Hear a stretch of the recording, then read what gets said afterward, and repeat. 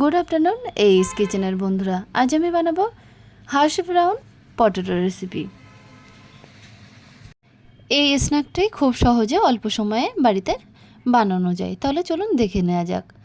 এটা বানাবার জন্য এখানে আমি নিয়েছি 3টে আলু, সেগুলো ভালোভাবে খোসা ছাড়িয়ে নিয়েছি, আর 3টে রসুনের কোয়া, 2টো ডিম।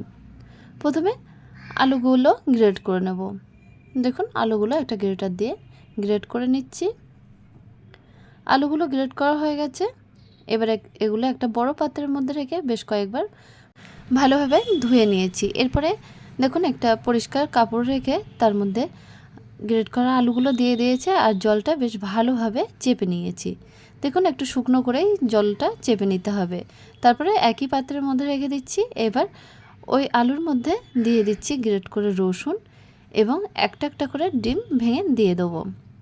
এরপরে দিয়ে দিচ্ছি হাফ চামচ চিলি ফ্লেক্স, হাফ চামচ অরিগানো, হাফ চামচ বিট লবণ এবং 1 থেকে 2 চামচ কর্নফ্লাওয়ার বাইন্ডিংয়ের জন্য। এরপরে এগুলো বেশ ভালোভাবে মিক্সড করে নেব। তারপরে দেখুন, হাতের তালুতে এরকমভাবে রাউন্ড শেপের, লম্বাটে রাউন্ড শেপের করে তৈরি করে নেব। এইভাবে সমস্তটাই বানিয়ে নিচ্ছি।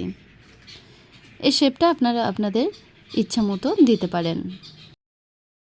এবার এগুলো ফ্রাই করার জন্য একটা কড়াইয়ের মধ্যে বেশ কিছুটা তেল দিয়ে মিডিয়াম ফ্লেমে রেখে তেলটা মিডিয়াম হিট করে নিয়ে একে একে এগুলো দিয়ে দেবো ফ্রাই করার জন্য।